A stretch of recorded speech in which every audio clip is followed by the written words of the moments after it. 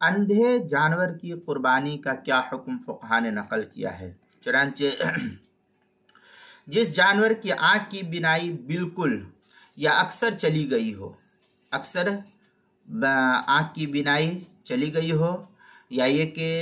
بالکل ہی ختم ہو گئی ہو،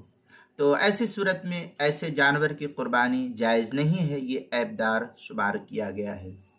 چنانچہ در مختار کے اندر ہے وہ مقطوع اکثر العین ای التی ذهب اکثر نور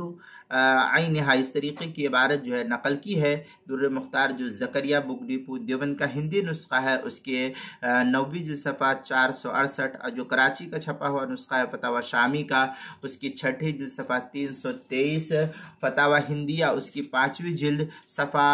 298، البحر الرائق جو زکریا بک ڈپو دیوبند کا ہندی نسخہ ہے، اس کی 90 جلد صفحہ 323، فتاوی تاتار خانیہ اس کی 17ویں جلد صفحہ 429، جو زکریا بک ڈپو دیوبند کا ہندی نسخہ ہے،